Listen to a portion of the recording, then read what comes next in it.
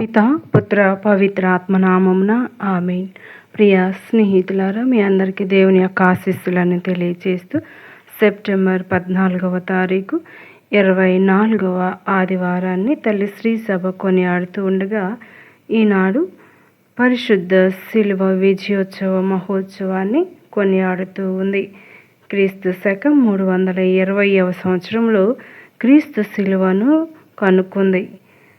పవిత్ర శిలువ క్రీస్తు శ్రమల విజయానికి చిహ్నం. మొదటి పట్టణము సంఖ్యాకాండం 21వ అధ్యాయం 4వ వచనం నుండి 9వ వచనం వరకు. రెండవ పట్టణం పునీత పౌలు గారు రాసిన ఫిలిప్పీలకు రాసిన లేఖ 2వ అధ్యాయం 6వ వచనం నుండి 11వ వచనం వరకు. యోహాను సువార్త 3వ అధ్యాయం 13వ వచనం నుండి 17వ వచనం వరకు. ఈనాటి సువార్త పఠనాన్ని భక్తి శ్రద్ధలతో చదువుకొని ధ్యానించుదాం. పరలోకము నుండి దిగి వచ్చిన మనుష్యుడు తప్ప ఎవడును పరలోకమునకు ఎక్కిపోలేదు. మోషే ఎడారిలో ఎట్లు సర్పమును ఎత్తెనో, ఆయనను విశ్వసించు ప్రతి వాడును నిత్య జీవం పొందుటకు అట్లే మనుష్య కుమారుడును ఎత్తబడవలెను. దేవుడు లోకమును ఎంతో ప్రేమించి తన ఏకైక కుమారుని ప్రసాదించెను. ఆయనను విశ్వసించు ప్రతి వాడును నాశనము చెందక నిత్య జీవమును పొందుటకై అట్లు చేసెను. దేవుడు తన కుమారుని లోకమును రక్షించుటకు పంపినే కానీ దానిని ఖండించుటకు పంపలేదు. ఆయనను విశ్వసించువాడు ఖండింపబడడు, విశ్వసింపని వాడు ఖండింపబడియే ఉన్నాడు. ఏలైనా దేవుని ఏకైక కుమారుని నామమున అతడు విశ్వాసముంచలేదు. ఆ తీర్పు ఏమన్నా, లోకమున వెలుగు అవతరించినది, కానీ మనుష్యులు దుష్క్రియలు చేయిచు వెలుగు కంటే చీకటిని ఎక్కువగా ప్రేమించిరి. దుష్క్రియలు చేయు ప్రతివాడు వెలుగును ద్వేషించును. అతడు తన దుష్క్రియలు బయలుపడకుండానట్లు వెలుగును సమీపింపడు. కానీ సద్వర్తనుడు తన కార్యములు దేవుని చిత్తానుసారముగా చేయబడినవని ప్రకటితమగుటకు వెలుగును సమీపించును అని సమాధానమిచ్చెను.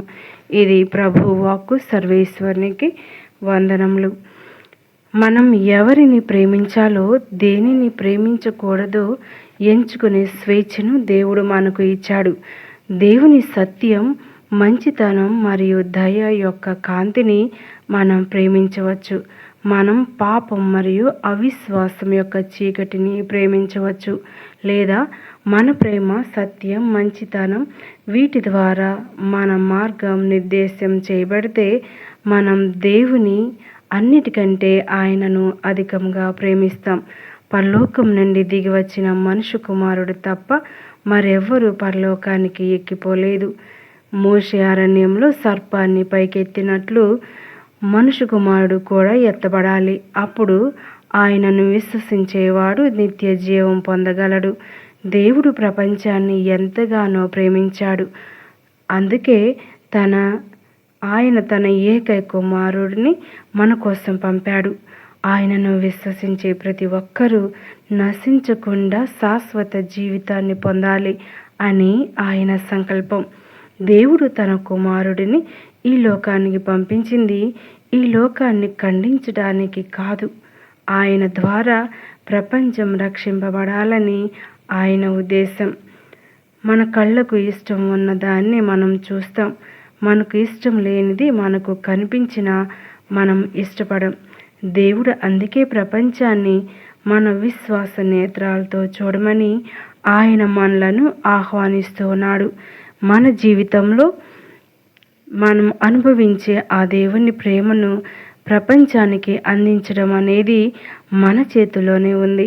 ప్రభు అయిన యేసు భూమిని స్వర్గంతో కలిపేందుకు ఈ భూమిపై ఉన్న వారిని పరలోక మహిమలో చేర్చేందుకే ఆయన ఈ లోకానికి వచ్చాడు. మనం అన్నిటికంటే ముందుగా ఆ మహోన్నతమైన దేవుణ్ణి ప్రేమించాలి. మన మానవత్వంలో మనతో ఐక్యం కావడానికి, మన కోసం తన ప్రాణాలను అర్పించి మనలను రక్షించటానికి తన ఏకైక కుమారుడిని పంపడం కంటే దేవునికి మనపై ఉన్న ప్రేమకు గొప్ప రుజువు మరొకటి లేదు. దేవుని ప్రేమను ధ్యానించుదాం. సిలువ యొక్క విలువను మన జీవితంలో అనుదినం అనుభవించుదాం. ప్రపంచవ్యాప్తంగా సిలువ త్యాగానికి, న్యాయానికి ప్రతీకగా నిలుస్తుంది. క్రైస్తవులకు అది రక్షణ చిహ్నం. ఆ కాలంలో సిలువ శిక్షలు మరణానికి పాత్రులైన నేరస్తులకు వేసేవారు. కానీ యేసుక్రీస్తు అటువంటి మరణానికి కారణమైన ఏ నేరము చేయలేదు. యూదులు పిలాతును బలవంతం చేసి ఆయనను సిలువ మరణానికి గురి చేశారు. ఏది ఏమైనా అది దేవుడు కోరుకున్నది. సిలువ ద్వారానే మానవ రక్షణ జరగాలని అన్నది దైవ సంకల్పం. అందుకే యేసుక్రీస్తు సిలువ మరణాన్ని స్వీకరించాడు. సిలువ ద్వారానే మనుషులను రక్షించాడు. అన్యులు అవివేకముగా సిలువ నేరస్తుల శిక్ష చిహ్నం అనుకుంటే అది వారి అవివేకం. పునీత పౌలు కొరింథీయులకు రాసిన మొదటి లేఖ 1వ అధ్యాయం 23వ వచనం. యూదులకు అదొక ఆటంకం కావచ్చు. ఎందుకంటే అంతకంటే మిన్నగా చూడలేకపోతే అది వారి దురదృష్టం. కానీ మనం విశ్వసించేది మాత్రం సిలువ వేయబడిన క్రీస్తునే. విశ్వాసం లేక నశించే వారికి అదొక ఆటంకం, అర్ధరహితమని పౌలు వ్యాఖ్యానించాడు. వారు సిలువను దాటి చూడలేని స్థితిలో ఉన్నారు. అందువల్ల వారికి అర్ధరహితం. కానీ సిలువ చేత రక్షింపబడుచున్న మనకు అది దేవుని శక్తి. కథోలికులు ఏ పని మొదలుపెట్టినా సిలువ గుర్తుతో ప్రారంభిస్తారు. అలాగే చివరికి మళ్ళీ సిలువ గుర్తుతోనే ముగిస్తారు. మనకు అది ఆది అంతం సిలువ మీద మరణించిన క్రీస్తే. సిలువ త్యాగానికి, ప్రేమకు చిహ్నం. పీఠం మీద బలి సమర్పణ జరిగినప్పుడు తప్పనిసరిగా సిలువ స్వరూపం ఉండాలి.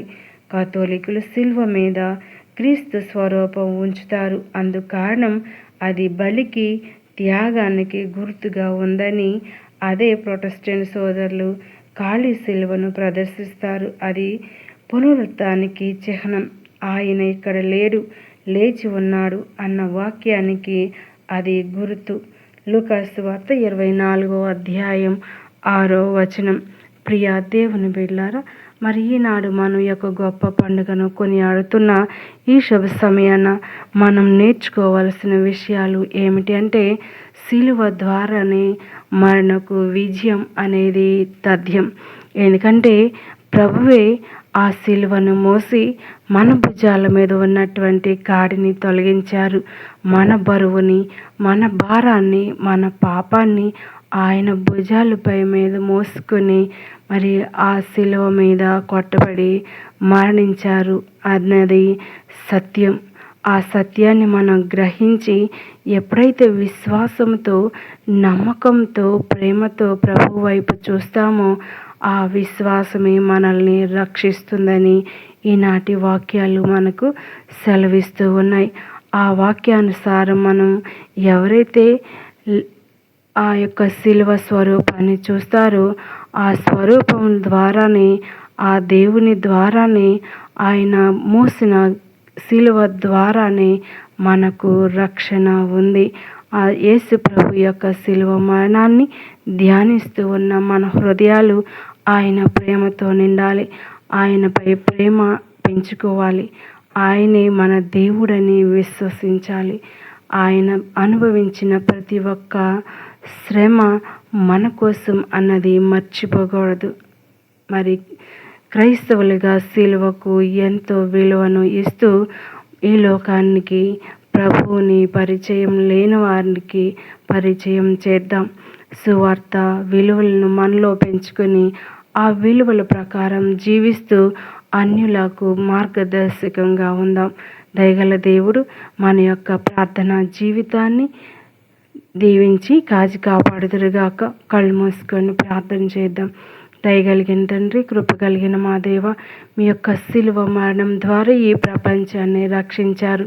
ఆ రక్షణలో నన్ను కూడా ఐక్యపరిచి నా పాపములను మన్నించి ప్రభా, నీ సిలువ ద్వారా నన్ను రక్షించి పరలోక రాజ్య బహుమతిని నాకు దయచేయమని అడిగి వేడుకుంటూ ఉన్నాం.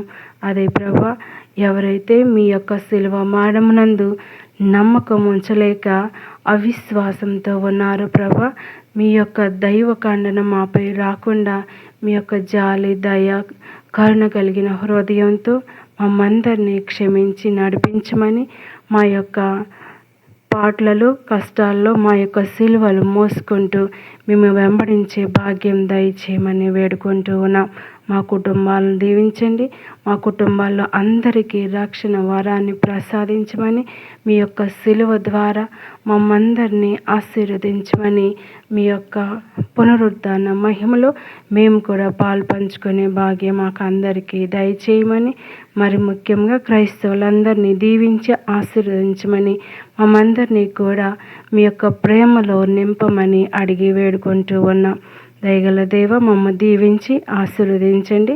ఎల్లవేళ కాచి కాపాడమని, అనారోగ్యంగా ఉన్నవారికి మంచి ఆరోగ్యాన్ని దయచేయమని, ఈ ఆదివారం రోజు మేమందరం కూడా ఈ యొక్క పండుగను జరుపుకోవడానికి సిద్ధపడుతూ ఉండగా ఆ సిద్ధపాటులో మాకు పవిత్రతను దయచేయమని, మీ యొక్క సిలువ వైపు చూసి నడిసే భాగ్యం దయచేయమని, ఆ సిలువలో విలువను కనుక్కునే భాగ్యాన్ని దయచేయమని, సిలువ మరణం ద్వారానే మాకు రక్షణ ఉందని మేము విశ్వసించే భాగ్యం దయచేయమని వేడుకుంటూ ఉన్నాం. ప్రభా, మా కష్టాల్లో సహాయం చేయండి.